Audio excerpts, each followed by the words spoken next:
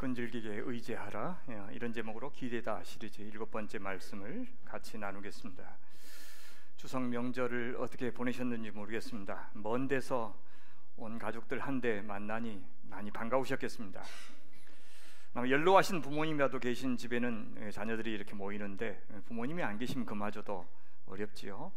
부모님이 안 계신 고향은 더 이상 고향이 아니고 고향집은 그저 시골집이 될 뿐입니다. 가족들 참 사랑하는 사이지만 동시에 참 오래오래 가장 많이 견딘 사이이기도 합니다. 좋은 일도 많이 공유했겠지만 아프고 쓰린 순간들도 가장 오랫동안 같이 했던 동지들이 가족입니다. 그래서 가족들한테는 유독 더 신경 쓰고 잘 하려고 애쓰지만 동시에 가족들은 어때요? 우리가 가장 함부로 말하거나 또 무례하게 대하기를 가장 많이 했던 대상이기도 할 겁니다. 그래서 명절 풍경을 보면 어떤지 보면 우라가 터지고 상처만 더 나는 것으로 끝나는 집도 있죠. 그러고 보면 사랑한다는 것은 끈질기게 서로를 견뎌주는 일이 아닌가 하는 생각이 듭니다. 저는 이번 추석을 냉랭하고 서운한 가족관계 한 중심에 있었던 백부님의 장례를 치르면서 보냈습니다.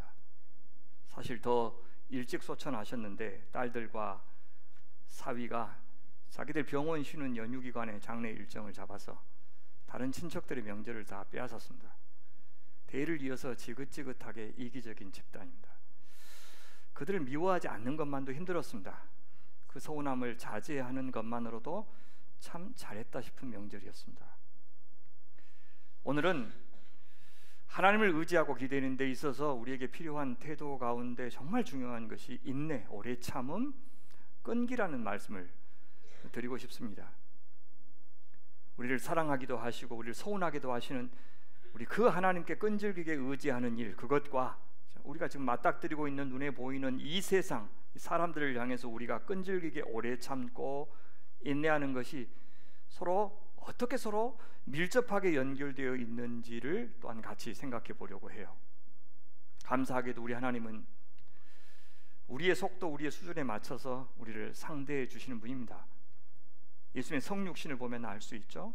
구약에서도요 이스라엘을 통해서 일하셨어요. 특히 그 중에서도 선지자, 왕, 제사장을 하나님 당신의 대리인으로 세워서 당신 백성들이 알아듣도록 소통해 주셨어요. 오늘 우리 시대도 그렇죠. 하나님의 말씀인 성경을 통해서 그리고 성령께서 그 말씀을 조명해 주심으로 우리와 소통하고 계십니다. 우리를 인격적으로 대해 주신다는 뜻이죠. 누군가를 인격적으로 대해 준다, 그것은 그 사람의 수준과 속도에 맞춰서 상대해 주신다는 말입니다. 많이 아는 사람은 적게 아는 사람을 배려하고 빨리 가는 사람은 느리게 가는 사람을 배려하고 많이 가진 자는 적게 가진 자를 배려하는 그것이 인격적인 관계인 겁니다. 하나님이 우리가 기대할 수 있는 분이 되시는 것은 바로 그분의 참 자상하고 인격적인 배려 때문입니다. 물론 우리가 간절히 기도하고 진실하게 기도해도 속이 후련할 만큼 즉시로 움직여 주시는 분은 또 아닙니다. 우리가 더 큰 공경으로 점점 깊숙이 빠져 들어가는데도 조심하라고 미리 말씀해 주시는 그런 하나님도 아니십니다. 자기 백성은 지금 죽어라고 고생하는데 하나님은 분명히 그 사정을 아실 텐데도 무심한 듯 전혀 반응 안 하시는 것처럼 느껴질 때가 얼마나 많습니까? 진실하고 간절하면 반드시 우리 하나님께서 기도에 응답하시는 거 누구나 믿지만 그것이 무슨 공식 같은 것은 또 아닙니다. 또 여기 간절히 기도하고 두 마음을 품지 말고 기도하라고 우리에게 말씀하시는데 그것이 도대체 어떤 상태인지 우리 자신부터 모를 때가 많아요. 내가 진실한가? 내가 지금 전적으로 하나님을 의지하고 있는가? 그것이 우리에게 분명하지 않아요. 이것이 내 욕심에 이끌려 한 결정인지 내가 하나님의 뜻을 쫓고 있는지 그것이 몰라서 답답할 때가 참 많이 있습니다. 그렇게 하나님은 우리를 깊이 배려하시는데 동시에 우리의 기대대로 우리의 속도대로 움직여 주시지는 않고 우리의 기도에 응답하시는 것도 맞는데 우리가 기도한 대로 다 들어주시는 분이 아닙니다. 하나님은 그렇게 우리에게 종잡을 수 없는 분입니다. 그러나 우리 입장에서만 보면 그것이 참 답답할 때도 있는데 만약에 우리 신앙의 목표가 그분 자신이 된다면 그래서 그분을 우리가 믿음있게 생각하고 참 그분을 사랑하고 좋아한다면 꼭 우리의 속도와 우리의 바람대로 뭔가 되지 않더라도 우리는 또 오래까지 기다리면서 더 끈질기게 그분을 신뢰할 수도 있을 겁니다. 우리 자식한테도 그렇죠. 자식이 바라는 대로 즉시 다 해주는 것이 꼭 부모의 사랑은 아닙니다. 아니, 사랑한다면서 또 돈도 있는데 자녀가 원하는 그 장난감 안 사주는 그 부모의 심정을 5살 자식이 어떻게 이해할 수 있겠습니까? 그렇게 우리 수준에서는 종잡을 수 없는 하나님이십니다. 그런데 그 종잡을 수 없는 분이기 때문에 도리어 하나님은 우리에게 의지의 대상 또 기댈 수 있는 대상이 되실 수 있는 겁니다. 그렇기 때문에 우리가 맡기고 의지할 수 있는 대상도 되실 수 있는 겁니다. 완전히 예측 가능한 하나님. 그래서 우리가 통제하고 부리고 다스릴 수 있는, 우리가 이용할 수 있는 그 하나님은 절대 우리의 경배의 대상은 될 수 없고 순종의 대상은 되실 수 없기 때문입니다. 그래서 우리가 하나님께 기댄다는 것이 무슨 뜻인지를 계속해서 배우고 있는데, 그 말은 오늘 본문에서 보자면 우리의 뜻대로 움직여주지 않는 하나님께 기댄다는 뜻입니다.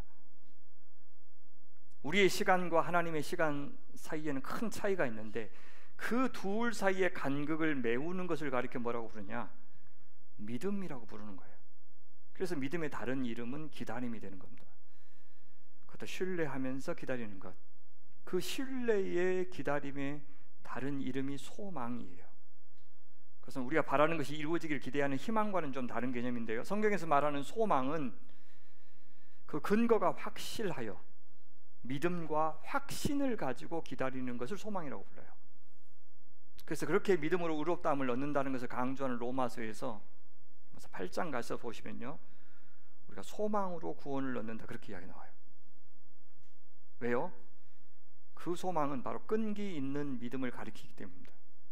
끈질기게 우리 하나님이 약속한 것을 이루실 것이라고 기대하는 것이 소망입니다. 그리고 그 소망의 날에 합당한 자로 서기 위해서 오늘 그 미래를 여기 가져와 사는 것을 가리켜 뭐라고 부르냐? 그걸 종말론적인 믿음, 그렇게 부릅니다. 그러나 끈질김 그 자체가 믿음은 아닙니다. 도대체 무엇에 대해서 우리가 끈질기게 포기하지 않고 고소하느냐, 사실 그것이 더 중요합니다. 우리에게요, 사실 하나님께 대한 믿음, 하나님의 약속에 대한 믿음이 있을 때 우리는 끈질기게 기다릴 수 있어요. 동시에 끈질김, 인내, 오래 참음이 있을 때 믿음은 온전한 믿음이 될 수 있는 겁니다. 왜냐하면 믿음은 관계이기 때문이에요. 관계는 고정적인 개념이 아닙니다. 하나님께 기대는 일, 하나님을 끝까지 의지하는 일은 하나님을 믿어야 할 수 있을 것인데, 그 믿음이라는 것이 연약한 믿음에서부터 굳건한 믿음에 이르기까지 그 스펙트럼이 다양합니다. 그래서 참되고 굳센 믿음이 될 때까지는 안팎으로 아주 숱한 검증을 받아야 돼요. 아주 자연스러운 과정입니다. 성경은 그 우리의 첫 믿음을 연단하기 위해서 시험을 주신다고 말하죠. 그 시험이 때로는 고난의 형태로 찾아오기도 하고 때로는 유혹의 형태로 찾아오기도 합니다. 우리는요, 그렇게 우리에게 닥쳐오는 시험과 씨름하면서 그 과정에서 하나님을 새롭게 이해하게도 되고 또 나 자신을 알게도 되고 우리가 상대하는 이 세상에 대한 이해도 새로워집니다. 동시에 하나님만큼이나 분명히 존재하는 엄청난 실제인 사탄 혹은 악의 세력 혹은 긴 시간 동안 켜켜이 쌓인 이 구조적인 악에 대해서도 비로소 이해하게 돼요.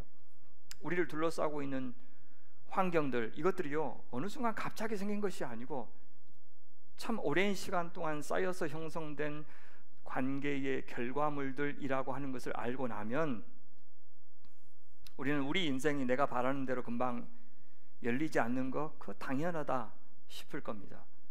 수월하게 풀리는 듯 보이는 인생, 내가 애써서 얻은 결과인 것처럼 보이는 것들도 사실은 엄청난 시간이 만들어낸 우연 같은 필연이었고, 그것이 나에게는 랜덤으로 행운처럼 다가온 어떤 것이라는 것도 알게 됩니다. 그러니 잘난 체할 수가 없죠. 다 같이 똑같이 고생하고 애썼는데 왜 나만 이 결과를 받는 거지? 내가 뭐 특별하다고 그렇게 생각하게 되겠죠. 그러면 우리는 시간 앞에서 어쩔 때는 한없이 두려워지기도 하고 또 한없이 겸손해지기도 할 겁니다. 그런 각성에 이르면 우리는 우리 인생에 대해서 너무 조바심 내거나 초조해하지 않고 잘 인내하면서 기다릴 수도 있게 됩니다. 그래서 시험의 책인 이 야고보서에서 맨 먼저 강조하는 것이 인내입니다. 내 형제들아, 내가 여러 가지 가지각색의 시험을 당할 것인데 그때 온전히 기쁘게 여기라. 이는 그 이유는 너희 믿음의 시련이 인내를 만들어낸 줄 너희가 알미라. 인내를 온전히 이루라. 이는 너희를 온전하고 구비하여 조금 더 부족함이 없게 하려 함이라. 조금 더 부족함이 없는 그 상태가 구원의 최종 목표인데, 그 최종적인 구원이라고 하는 것은 인내가 있는지 없는지에 달려 있다고 말하고 있는 것이 야고보서 저자입니다. 왜냐하면 하나님께 기대는 일은 그렇게 끊임없는 의심과 회의, 주저함과 망설임 사이에서 씨름하는 과정 가운데서 이루어지는 일이기 때문입니다. 우리가 그렇게 회의하고 질문하는 과정이 나쁜 것이 아니라고 앞서 말씀드린 적이 있습니다. 심지어 그것은 불가피하고 또 반드시 필요합니다. 반면에요, 오히려 질문하지 않고 회의하지 않은 채 무조건 그냥 맹목적으로 믿는 것이 훨씬 더 위험합니다. 원래요, 뭔가가 믿어진다라고 하는 것은 쉬운 일이 아닙니다. 더군다나 믿는 일이라고 하는 것은 나 자신을 완전히 맡기는 일이기 때문에 더욱더 신중해야 마땅합니다. 꼼꼼히 따지고 몇 번이나 그것이 진짜 내 인생을 걸 만한 확실한 근거가 있는 것인지 확인하는 일이 꼭 필요합니다. 막무가내로 나를 포기하고 내 생각을 포기하고 무조건 맡기는 것, 그걸 믿음이라고 말하지 않습니다. 그걸 자포자기라고 말합니다.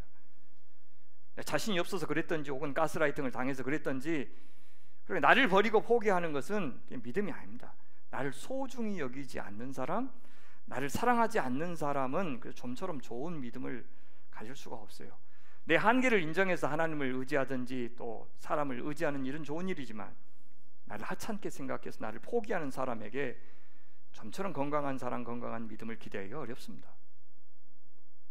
믿음은 내가 나를 던지는 겁니다. 그래서 믿음에는 용기가 필요하고, 용기를 낼 만한 근거가 있어야 됩니다.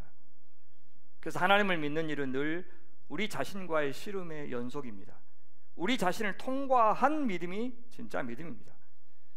만약 믿음의 연단 과정을 통해서 더는 의심의 여지가 없을 만큼 하나님이 잘 믿어지는 사람이 있다면, 하나님은 그 사람을 통해서 참 수월하게 당신의 일을 하실 겁니다. 그럴수록 그 사람은 하나님과의 더 풍성한 관계를 누리게 될 것이고, 이 세상에서 가장 큰 자유를 향유하는 사람이 될 겁니다. 하나님이라고 하는 운명에 나 자신을 거는 사람이 되었기 때문입니다. 그 하나님이 주시는 구원은 바로 다름 아니라 자유입니다. 천국은 자유의 나라입니다.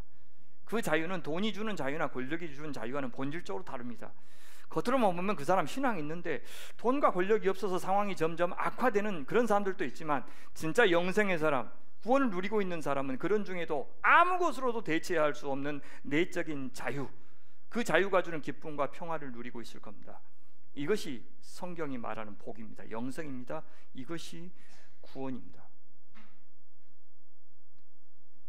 그런데 우리의 불신과 우리의 믿음 사이의 경계는 항상 모호합니다. 그래서 진정한 믿음의 사람이 되기까지는 모든 사람에게 과정이 필요하고 시간이 필요합니다. 교회는 어떤 곳입니까? 믿음에 확신이 있는 사람들만 모이는 곳이 아니고, 믿음이 모호한 사람들이 모여서 서로의 믿음을 더 날카롭게 해주고 더 단단하게 만들어주는 곳이 교회인 겁니다. 늘 불신 안에 믿음이 섞여 있고요, 믿음 안에 불신도 섞여 있습니다. 위선과 위약은 무엇이냐? 그 현실을 외면하는 최악의 방편입니다. 하지만 그렇게 하면 우리는 성장하지 못해요. 믿음에 대해서만은, 사랑하는 성도 여러분, 우리가 하나님 앞에서 우리 자신을 성찰하고 정직하게 대답하는 것이 너무나도 중요하답니다. 믿음이 있든지 없든지 간에 남한테 보여주고 남한테 증명하려고 하는 것은 정말 부질없는 겁니다. 믿음이 있으면 그냥 믿음으로 살면 됩니다. 동시에 내 한계를 인정하는 자세가 참 중요해요. 우리는 적어도 믿음에 대해서만은 죽을 때까지 자기 자신을 과신하지 않기를 바라요. 자기 믿음을 과신하는 사람은 결코 무언가를 기다릴 필요가 없다고 생각할 겁니다. 참지 못해요. 아니, 참을 필요가 없죠. 인내할 필요를 못 느낍니다. 배울 필요도 못 느끼고요, 오직 판단만 할 겁니다. 목표 달성에만 매진하겠죠. 사람은 안 보이고 성과만 보일 겁니다. 심지어 그 사람의 판단 대상에는 하나님도 포함돼요. 하나님마저도 자기 시간표에 따라서 움직이셔야 한다고 여길 겁니다. 하나님이 하실 일을 다 알고 있는 사람처럼, 미래를 다 예측할 수 있는 능력자인 것처럼 그렇게 행세할 겁니다. 그래서 다른 사람들을 경솔하게 또 무례하게 판단하기를 얼마나 잘하는지 모릅니다. 그런데 그런 종류의 사람은 절대 끈기 있게 하나님께 기대할 수가 없어요. 그래서 목회자들보다 성도님들이 훨씬 더 신앙의 내공이 강한 겁니다. 우리들은 늘 판단하고 예측하는데 너무나도 익숙한 사람들이기 때문에요. 사람에 대해서 끈기가 없으면 하나님께 대해서도 끈기를 기대할 수가 없습니다. 자녀 교육, 자녀의 신앙 교육, 우리 성도들의 신앙 교육의 핵심이 저는 이 끈기라고 생각해요. 그릿이라고 하는 영어 단어 들어보신 적 있습니까? 미국의 심리학자인 앤젤라 덕 우어스가 사용한 용어인데요. 이런 뜻이래요. 목표한 바를 열망하고 해내는 열정. 난관이 닥쳐도 포기하지 않고 목표를 달성하기 위해서 노력하는 끈기. 이걸 그릿이라고 한다네요. 평균보다 떨어지는 IQ, 특별할 것이 없는 재능, 불우한 가정 환경에서 태어났는데도 놀라운 성공을 일궈낸 사람들은 어떻게 그 모든 불리함을 극복하고 최고의 자리에 오를 수 있을까 찾아보니 그릿이 있었어요. 반면에 인류대를 나온 부모, 천부적인 재능, 성공할 수 있는 모든 조건을 갖추었는데 그저 그런 성취에 머물렀던 사람들을 보니까 무엇이 없었어요? 이 그릿이 있고 없고의 차이였다고 저자는 말합니다. 그릿, 자신이 성취하고자 하는 목표를 끝까지 해내는 힘, 어려움이나 역경, 슬럼프가 있더라도 목표를 향해서 오랫동안 꾸준히 포기하지 않고 정진할 수 있는 능력. 지금처럼 부모가 학교 선생님까지 통제하면서 자녀들을 수월하게 해주려고 하는 가정에서는 절대 형성될 수 없는 것, 그것이 그릿입니다. 소비자의 마인드를 가지고 신앙생활하는 성도들에게서 절대 찾아볼 수 없는 것이 이 그릿입니다. 저는 하나님을 믿는 일, 하나님께 기대는 일에 있어서도 이 그릿이 정말 필요하다는 생각이 들어요. 왜냐하면 앞서 저는 그것을 다른 표현으로 신앙의 근육, 영혼의 근육이라는 표현으로 자주 불러왔습니다. 생각의 근력, 묵상의 근력, 실천의 근력, 환대의 근력, 용서의 근력, 회복 탄력성. 이것을 키우는 것이 그리스도인들의 신앙 여정 가운데서 정말 중요한 그런 훈련입니다. 끈질기게 믿기 위해서 바로 이 근력이 필요합니다. 세상에는 인내할 필요가 없을 만큼 다 아는 사람, 다 할 수 있는 사람이 없어요. 고민하고 불안해하고 실패에 쓰라려하고 당황해하면서 살지 않아도 될 사람은 없습니다. 왜요?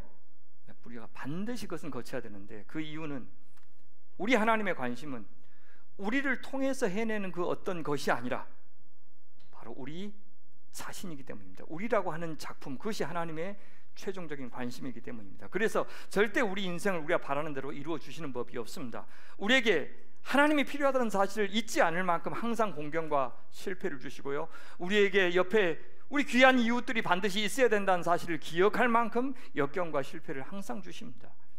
하나님은 늘 우리 인생 앞에 우리 힘으로는 절대 예측할 수 없는 불확실성과 불확정성의 영역을 남겨두시는 거예요. 그래서 우리의 삶이 늘 하나님이 동행하시는 광야가 되게 하시고, 우리라는 존재가 우리 하나님의 창조의 능력이 역사할 여지가 있는 불임의 존재로 남게 하시는 겁니다. 우리가 믿음을 시작할 때 가장 꼭 필요한 출발점이 뭐냐? 바로 이 사실을 인정하는 것, 바로 그것입니다. 우리가 기도할 때마다 주님, 나는 죄인입니다, 이렇게 고백하죠. 그 말은 내가 죽어 마땅한 정말 흉악한 죄를 지었습니다, 그런 뜻이 아니에요. 아이들이 죄를 지으면 뭐 얼마나 짓겠어요. 그런 일로 지옥에 가야 한다면 그것은 부당한 판결입니다. 내가 죄인입니다, 이 고백은 지금 난 누구인지 몰랐습니다. 내가 피조물인 거 몰랐고, 창조자 하나님을 의지하고 살아야 마땅한데 그거 몰랐고, 여태 내가 누린 거 내가 잘해서 누린 줄로 알았고 다 당연하게 여겼고, 그래서 하나님의 은혜에 제가 감사할 줄 모르고 살았습니다, 그런 뜻이에요. 내가 광야의 존재입니다, 내가 불임의 존재입니다 라는 사실을 인정하는 고백이 바로 주님, 나 죄인입니다, 그런 말이에요. 그래서 우리 인생이 뜻대로 돌아가지 않을 때, 우리가 수고하고 예수만큼 인정받지 못하고 때로 억울한 일을 겪을 때, 장애물이 우리 인생을 가로막을 때, 그때는 우리가 다 포기하고 절망해야 될 때는 아닙니다. 힘들지 말아야 된다는 말은 아닙니다. 그런데 모든 것을 다 안다는 식으로 과도하게 해석하는 것도 해서는 안 됩니다. 그 시간은 함부로 남을 정죄하거나 하나님께 원망하거나 혹은 판단할 시간이 아닙니다. 그것은 나를 돌아볼 시간입니다. 나를 인정할 시간입니다. 나를 둘러싼 우리를 돌아볼 시간입니다.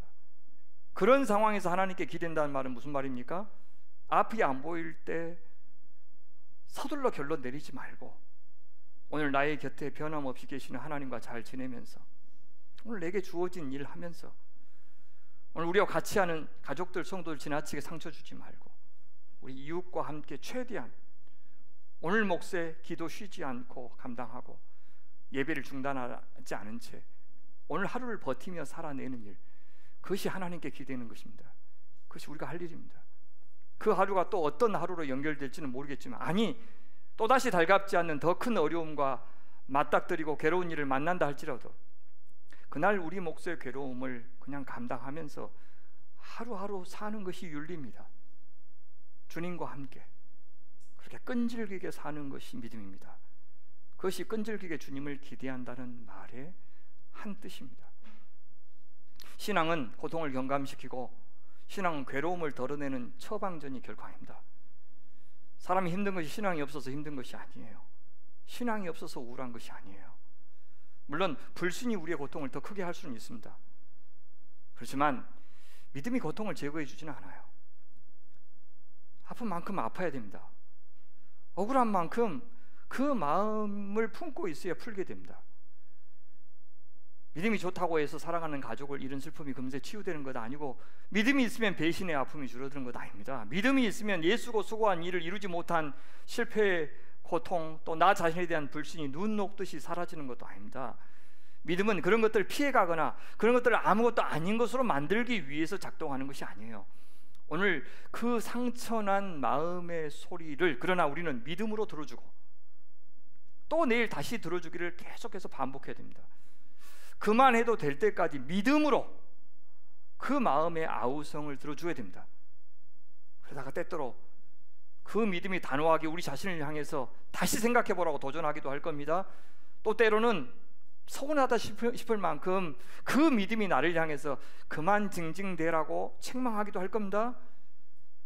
믿음은 모든 감정을 사전에 차단하는 것이 아니고 우리를 충분히 애도하게 하고 충분히 분노하게 하고 충분히 좋아하고 즐기도록 해줍니다. 기다려줍니다. 그리고 그것을, 눈앞에 있는 상황을, 사람을 있는 그대로의 가치만으로 보도록 눈을 열어주는 것이 믿음입니다. 그렇게 우리 그리스도인들은 끈질기게 믿음이 우리에게 영향을 미치게 해야 됩니다. 끈질기게 믿음이 우리 인생에서 하나님의 이야기를 만들어 가도록 허용해야 됩니다. 여러분, 우리가 성장하지 않으면요 아무것도 변하지 않아요.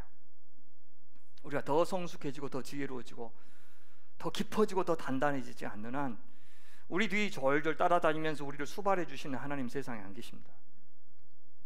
우리 앞을 가로막고 있는 거대한 장벽 때문에 아무것도 안 보여서 답답할 때가 많고 괴로울 때가 있습니다. 그래서 그 담을 치워달라고 아무리 부탁해도 주님은 쌩까십니다. 대신 하나님은 우리의 믿음의 키가 자라게 하셔서 그 담 너머까지 보게 해주십니다. 원래 세상은 괴로운 것이고 원래 사는 것은 힘든 일입니다. 인간이라는 직업만큼 힘든 직업이 없습니다. 세상에 잘 나가는 사람들도 있죠. 잘 모르겠어요. 그 내면 들여다보면 어떤 풍경이 펼쳐질지 모르겠어요. 그가 사는 넓은 집에 들어가면 어떤 일이 벌어질지 우리는 모릅니다. 적어도 우리 그리스도인들은 뭘 압니까? 그 권력이라고 하는 것이, 그 풍요가, 그 물질이 주는 자유가, 또 사람들이 그들에게 보내는 그 찬사와 그 인기가 실은 인간의 본질 자체와는 아무 상관이 없다는 것을 누구보다도 잘 알고 있는 사람들 아닙니까? 누구든 자기 몫의 괴로움이 있습니다. Why me? 왜 나한테 이러십니까? 이렇게 하나님 앞에 부르짖다가도 Why not me? 왜 나만 그 고통에서 예외가 되어야 하지? 라고 우리의 기도가 바뀌기도 할 것입니다.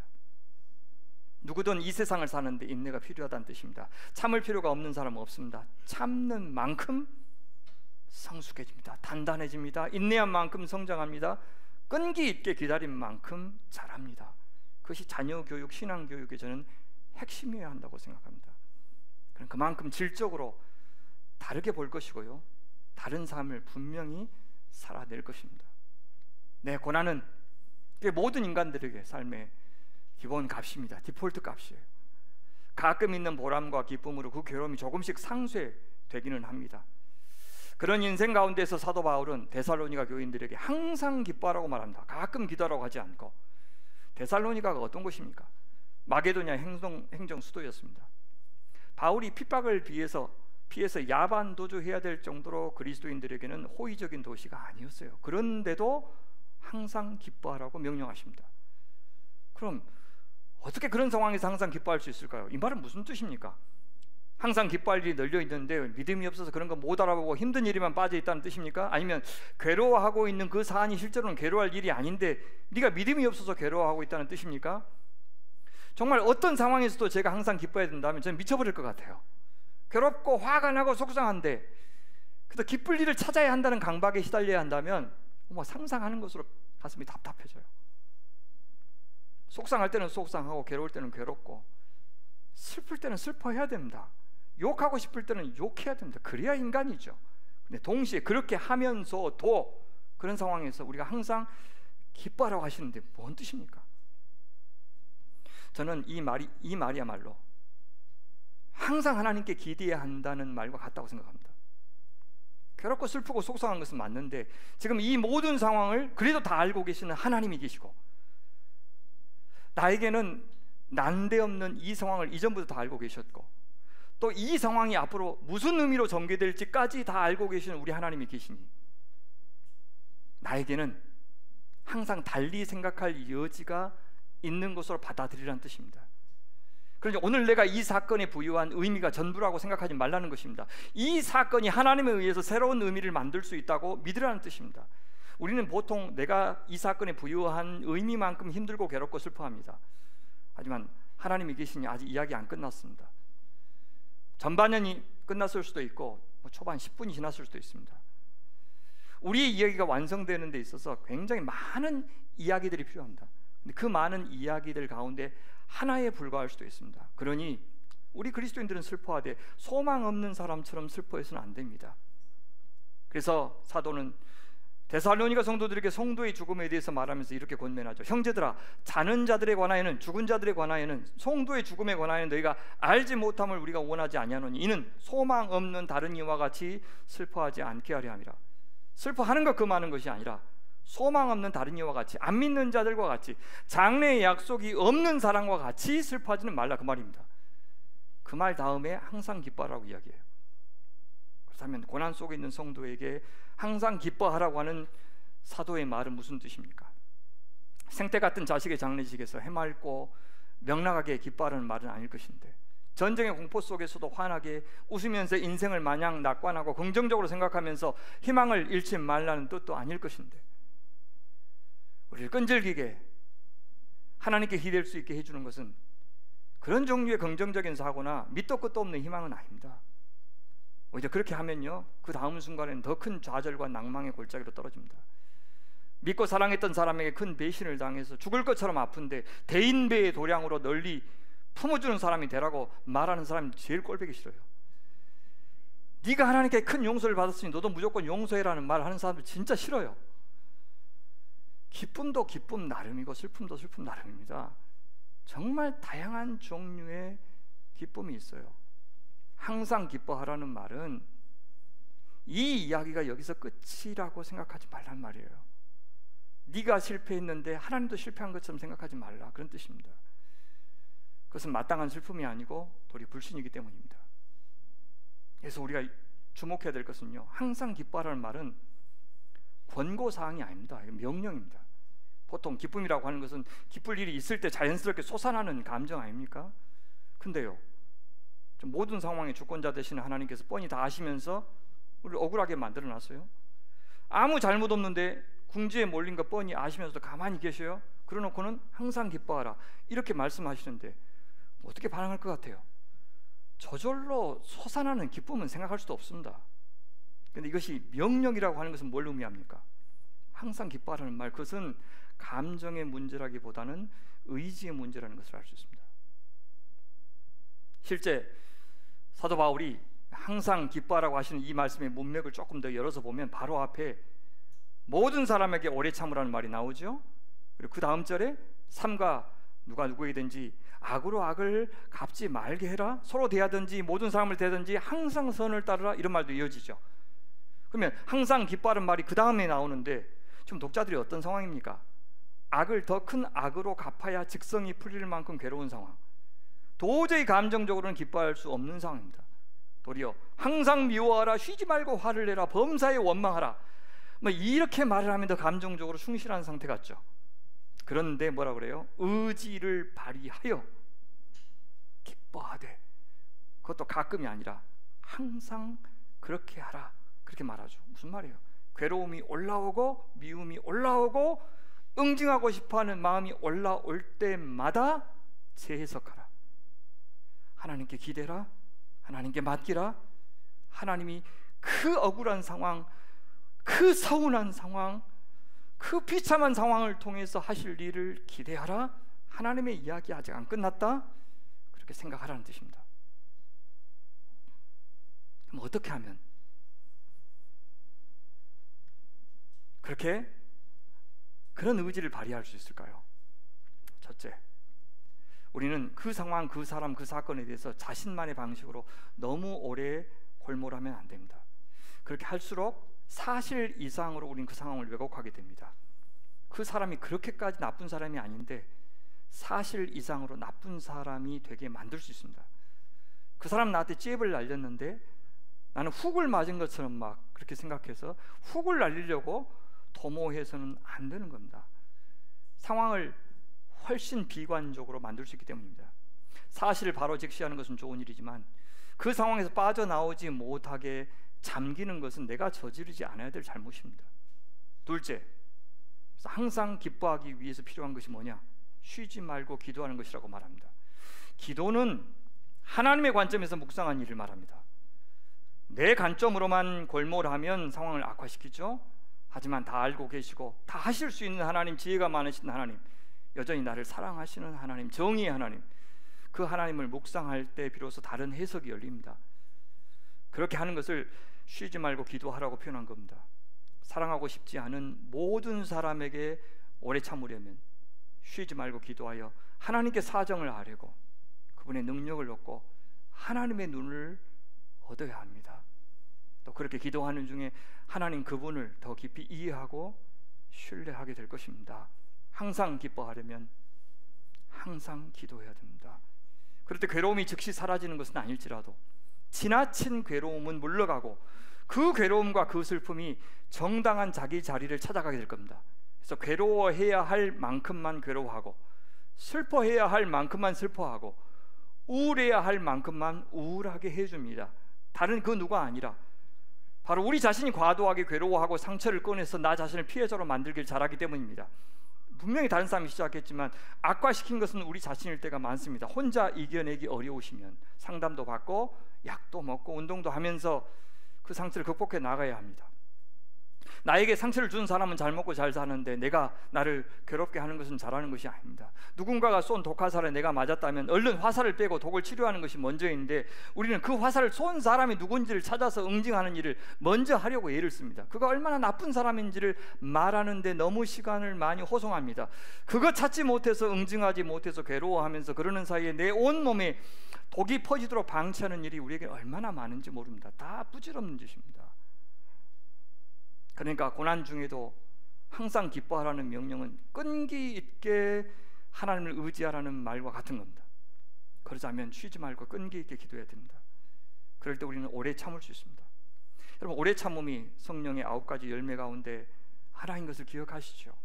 하나님은 우리에게 의지를 발휘해서 기뻐하기도 하고 기도하라고도 하셨지만 그렇게 할 때 하나님께서 훨씬 더 크게 우리를 도와주셔서 오래 참을 수 있는 사람이 되게 하신다는 약속 아니겠습니까?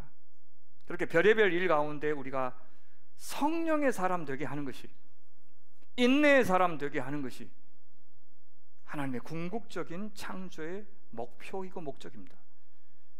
교회 크게 세우는 것도 아니고 선교 목적 이루는 것도 아니고 큰 사업 성공도 하나님이 이 땅에 우리를 구원하신 목적도 아닙니다. 뭔가 대단한 것을 이루어서 하나님께 영광을 돌린다고 우리는 기염을 토하지만, 사실 그것을 이루었다고 하는 그 사람 자신이 만약에 사랑의 사람, 성령의 사람, 용서의 사람 아니라면 하나님이 기뻐하실 일 하나도 없고 하나님께서 영광 받으실 일도 없는 겁니다. 그런 사람들을 향해서 예수님은 이렇게 말씀하시죠. 그날에 많은 사람이 나더러 이르되 주여 주여 우리가 주의 이름으로 선지자 노릇도 했고 주의 이름으로 귀신도 쫓아냈고 주의 이름으로 많은 권능도 행하지 아니하였습니까? 그때에 심판 날에 내가 예수께서 그들에게 밝히 말하되 내가 너희를 도무지 알지 못하니 불법을 행하는 자들은 내게서 떠나가라. 성령의 사람 아닌 사람은 불법의 사람입니다.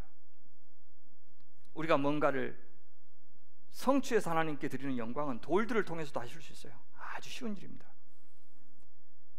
근데 바리새인들이 회개하여 회개에 합당한 열매를 맺을 때 주님은 영광 받으시고 찬양 받겠다고 하시지 않아요?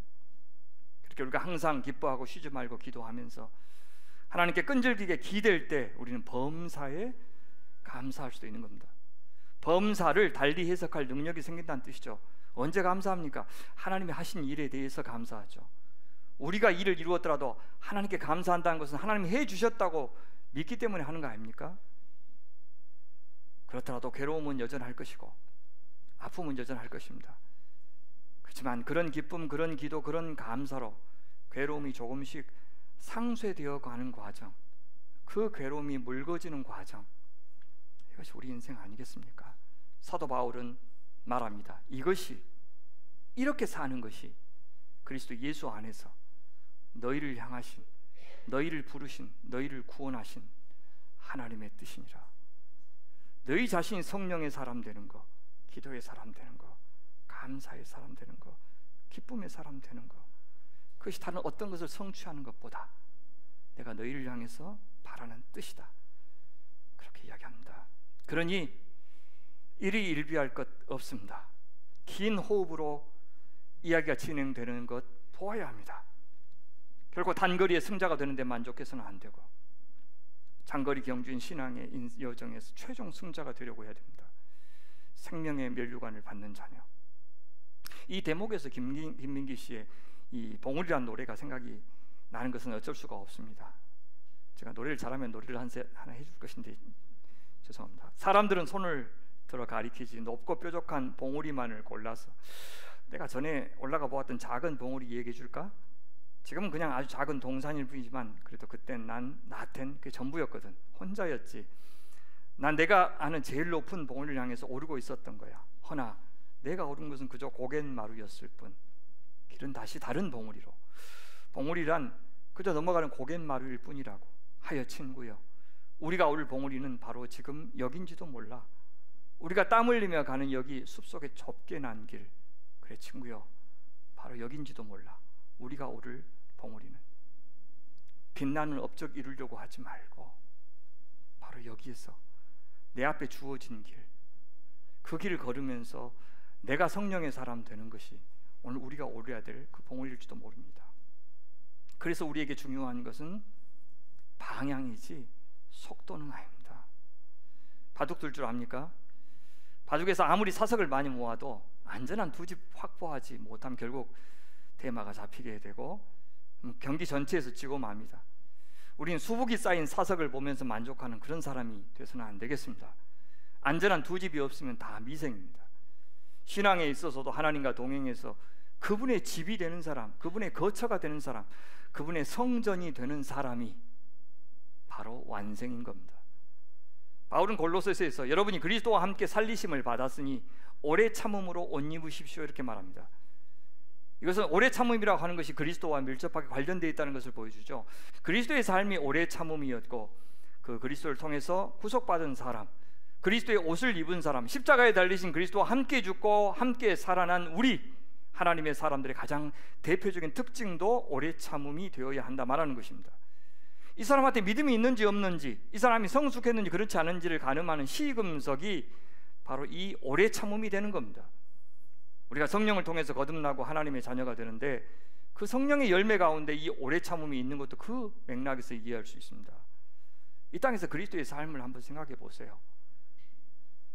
창조주 하나님의 아들로서 이 세상을 창조하는 일에도 관여하셨던 그 하나님의 아들이 이 땅에서 정당한 대우 못 받고 돌아가셨습니다.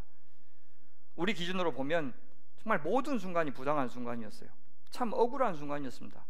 아무리 자청해서 이 땅에 왔지만 하늘 영광 버린 그 엄청난 자기 부인에 비해서 이 땅에서 그분이 누린 것은 그렇게 대단한 것이 아니었습니다. 환호도 받았지만 그만큼 오해와 고난은 더 많이 받았습니다. 역설적으로 이 세상에서 예수께 가장 안전한 곳은 저 권력자들이 있는 곳이 아니라 힘없고 약한 자들의 틈바구니였습니다. 그래서 그들 사이에서 그들의 고달픈 삶을 예수도 같이 살 수밖에 없으셨어요. 그러다 결국 자신이 사랑하는 자에 의해서 배신을 당하셨고 자신을 가장 잘 안다고 하는 자들에게 죽임을 당하셨습니다. 그런데도 예수님은 항상 기뻐하셨고 쉬지 않고 기도하셨고 범사에 감사하셨습니다. 그런 삶으로 오해와 질시와 비난과 조롱과 육체적인 핍박이 주는 괴로움과 외로움을 견뎌오셨습니다. 그의 삶은 오래 참음의 연속이었습니다. 끈기 있게 하나님을 의지한 인생이었습니다. 그게 충만히 임했던 성령께서 그것을 가능케 하셨습니다. 예수에게는 하나님께 대한 믿음이 있었어요. 그 믿음 때문에 견딜 수 있었습니다. 하나님이 자신이 조롱당하고 죽임당하는 그 순간에도 여전히 일하고 계신다는 믿음이 있었어요. 자기 이전부터 써온 하나님의 그 긴 이야기, 더 위대한 이야기, 그 영광스러운 이야기의 한 페이지를 지금 자기가 살고 있다는 사실을 믿었어요. 자신의 이 공생의 십자가의 죽음이 그 이야기 전체에서 없어서는 안 될 굉장히 중요한 부분이라는 것도 아셨어요. 그래도 괴로운 것은 괴로운 것이었지만 그래도 오늘 몫의 기쁨이 그분에게 있었고 감사가 있었습니다. 하나님께 기도할 만큼의 신뢰가 그분에게는 남아 있었습니다. 그 그리스도의 삶이 오늘 그 그리스도 하나 된 그리스도인의 삶이 되어야 한다고 하십니다. 예수의 고난은 이제 작은 예수인 우리의 고난이 될 것이라고 하십니다. 세상이 예수를 취급했던 그 방식대로 그 몸인 그리스도인들을 다룰 겁니다. 이제 우리가 그 고난을 이겨낼 수 있는 길은 그리스도께서 먼저 사신 그 길을 따라가는 것입니다. 그리스도께서 의지하셨던 하나님 의지하고 그리스도께 충만하셨던 성령으로 우리도 충만하고 또 우리가 똑같은 고난을 당하셨기에 우리를 도우실 수 있는 그 예수 앞에 담대히 나아가 도움을 요청해야 됩니다. 그래야 끈질기게 인내한 끝에 부활의 영광에 이르신 예수님의 영광에 우리도 이룰 수 있습니다. 히브리서 기자가 우리에게 권면하고 있는 것이 바로 그것이죠. 우리 같이 읽어볼까요? 히브리서 4장 14절부터요. 시작. 그러나 우리에게는 하늘에 올라가신 위대한 대제사장이신 하나님의 아들 예수가 계십니다. 그러므로 우리의 신앙 고백을 굳게 지킵시다. 우리의 대제사장은 우리의 연약함을 동정하지 못하시는 분이 아닙니다. 그는 모든 점에서 우리와 마찬가지로 시험을 받으셨지만 죄는 없으십니다. 그러므로 우리는 담대하게 은혜의 보호자로 나아갑시다. 그리하여 우리가 자비를 받고 은혜를 입어서 제때 주시는 도움을 받도록 합시다. 죄와 사망 가운데 사는 인간에게 고난은 필연적입니다. 피할 수 없습니다. 믿는 사람이든 안 믿는 사람이든 다 마찬가지입니다. 여기다가 그리스도인이기 때문에 당하는 고난도 우리에게 있습니다. 이 땅에 켜켜이 쌓인 이 죄악의 문화, 억압의 문화, 만몬의 문화에 영합하지 않으면서 예수 본받아 살기 위해 안간힘 쓰다가 그리스도인들만 당하는 고난이 있는데 그 고난 만만치 않습니다. 그러니 우리는 죽는 그 순간까지 끈질기게 하나님께 기대해야 됩니다. 요한의 요한계시록에서 그것을 이렇게 표현했죠. 너는 장차 받을 고난을 두려워하지 말라. 볼지어다 마귀가 장차 너희 가운데서 몇 사람을 옥에 던져 시험을 받게 하리니 너희가 10일 동안 환난을 받으리라. 네가 죽도록 충성하라. 직역할까요? 죽을 때까지 충성하라. 그리하면 내가 생명의 관을 내게 주리라. 죽는 그 순간까지 하나님께 대한 충성을 고수해야 하는 이유는 죽을 때까지 이 상황 안 변할 것이기 때문에. 그러니 우리는 신앙의 내공을 키워가야 합니다. 신앙의 근육을 만들어 가야 합니다. 우리의 몸이 그렇듯이 신앙의 근육이 없으면 언젠가 주저앉고 말 것이기 때문입니다. 눈에 안 보이는 하나님을 향한, 하나님의 시간을 향한 우리의 끈질긴 인내는 대부분 눈에 보이는 사람과 사건을 향한 것입니다. 사람한테 잘 인내하지 못하면서 하나님께 인내할 수 있다는 것은 어불성설이죠. 한 공동체가 하나님을 대신해서 서로 기대고 서로를 품어주는 관계가 되려면 이 오래 참음이 가장 중요한 요건입니다. 같이 살다 보면 비난할 일, 책망할 일 자주 벌어지죠. 하지만 책망이라고 하는 것은 까다로운 수술과 같아요. 손이 부들부들 떨릴 때는 까다로운 수술을 할 수가 없죠. 마찬가지로 아무리 의로운 명분이 있더라도 부들부들 떨리는 분노가 치솟을 때는 올바로 책망할 수 없습니다. 정의로운 책망은 그래서 늘 오래 참는 책망입니다. 영적으로 성숙한 사람들, 그리스도인들 아무 소리 못하고 그냥 당하기만 하는 동네 북이 아닙니다. 도리어 그리스도인들은 누굽니까? 화를 잘 낸다는 것이 어떤 것인지를 가장 잘 아는 사람, 오래 참는 사람이 강한 사람입니다. 오래 참기 위해서는 영혼의 근육이 필요합니다. 용서하는 일도 시간이 많이 걸려요. 한 번의 용서로는 안 되기 때문입니다. 생각날 때마다 용서해야 됩니다. 그래서 용서도 오래 참는 용서, 끈질긴 용서여야 합니다. 누군가를 끈질기게 용서하는 동안 우리는 끈질기게 하나님께 기대고 있는 것이 됩니다. 사실 마음으로는 수없이 용서했지만 여전히 그 사람의 얼굴과 마주할 용기가 없을 때가 있습니다. 그래도 그건 용서입니다. 거기서 멈추지 않고 반복해서 용서하고 더 용서해야 겨우 그 사람의 얼굴을 볼 수 있고 면전에다 대고 용서를 선포할 수 있게 됩니다. 그렇게 하고 나면 미련이 안 남고 속이 후련해지는 것이 아니고, 그렇게 해서 용서가 끝나는 게 아니고요, 가해자가 죽고 난 다음에도 잔상은 남습니다. 어쩌면 그가 하나님의 도움을 받아서 잘 됐다는 소식보다도 그가 큰 고생을 하고 있다는 소식을 들어야 비로소 용서가 되고 마음이 풀리는 것이 이제 우리일지도 모릅니다. 이렇듯 책망이든 용서든 오래 참음, 끈질김, 인내, 그 요소가 있을 때 참된 목표를 이룰 수가 있습니다. 이 끈질긴 용서가 공동체를 그리스도의 몸이 되게 하는 겁니다. 그래서 오래 참음은 그리스도인들이 함께 입는 유니폼과 같은 겁니다. 그리스도의 옷입니다. 말씀을 정리할까요? 그렇게 하나님께 기대는 일에 왜 끈기가 필요합니까? 우리가 예수 그리스도의 사람이 되는 일에 시간이 필요하기 때문입니다. 하나님은 우리 한 사람만 상대하는 것이 아니고 창조부터 시작해서 새 창조에 이를 때까지 완성하시는 큰 하나님 나라의 이야기 안에서 우리를 상대하시기 때문에 그렇습니다. 사실 우리가 하나님께 끈질기게 기대는 것처럼 보이지만 그 시간은 하나님께서 우리를 끈질기게 인내하시는 시간이고, 또 우리가 사랑하고 우리가 용서해야 하는 그 사람을 향해서 하나님이 오래 참음으로 기다리시는 시간인 겁니다. 그래서 그 시간을 건너뛰어서 얼른 결과를 만들어내려고 하지 말고 오래 참고 기다리면서 묵묵히 그 시간을 채워야 하는데, 그것을 가리켜 믿음이라고 부르는 겁니다.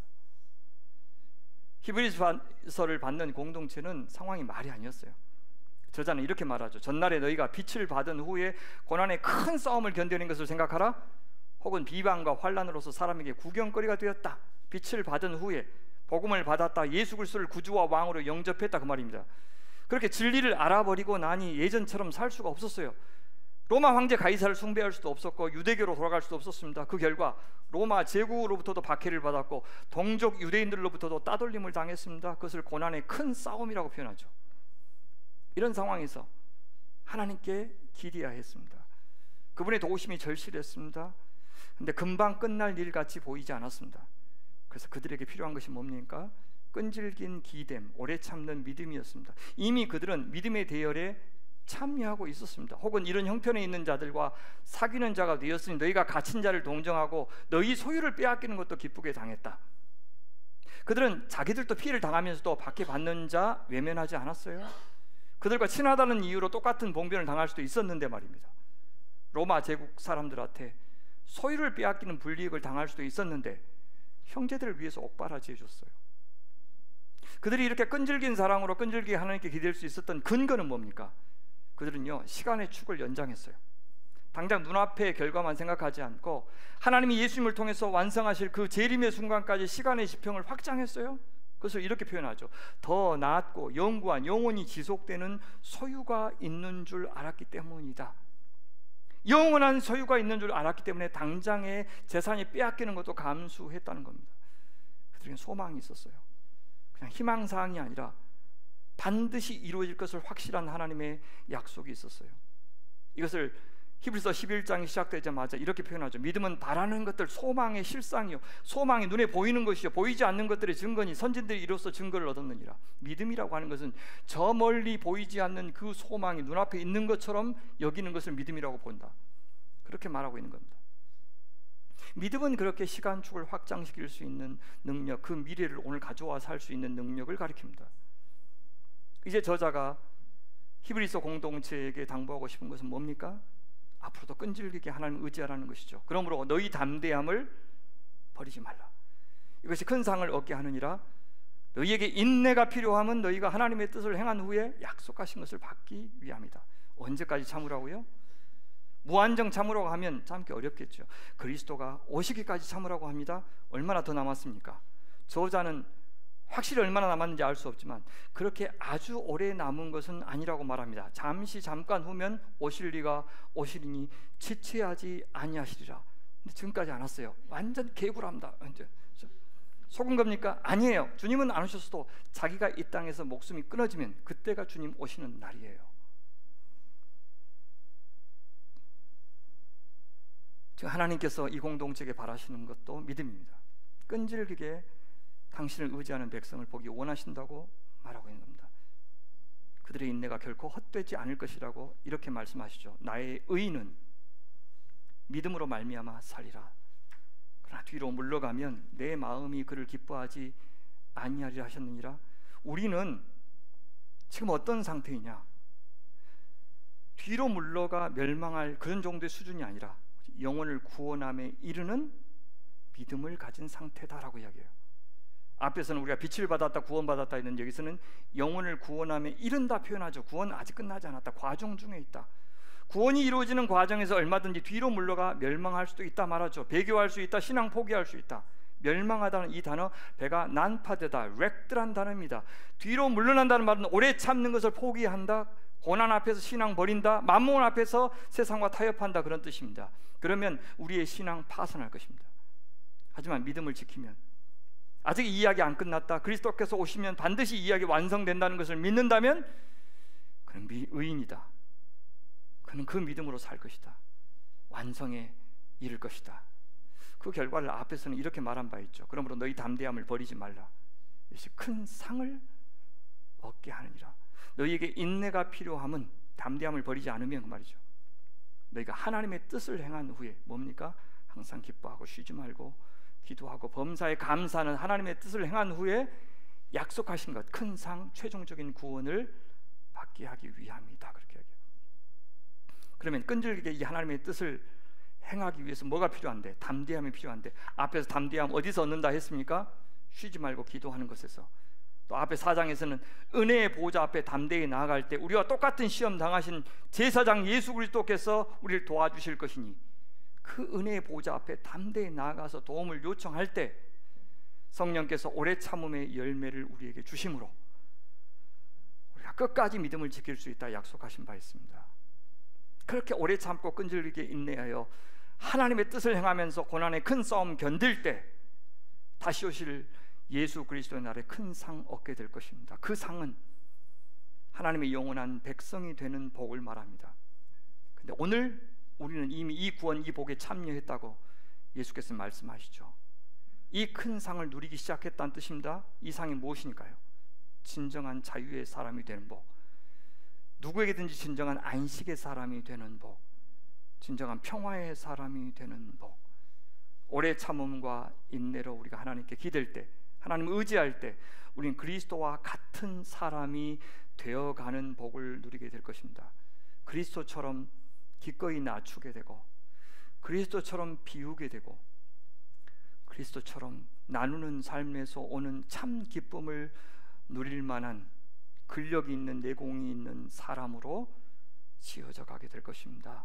이 존재의 기쁨을 대체할 수 있는 것은 세상에 없습니다. 그러니 사랑하는 소명의 가족 여러분, 이 힘겨운 인생 우리 포기하지 말고 끈기 있게 인내하여 이 풍성한 존재의 복을 누리는 이 가을이 되시기를 간절히 축원합니다. 기도하겠습니다.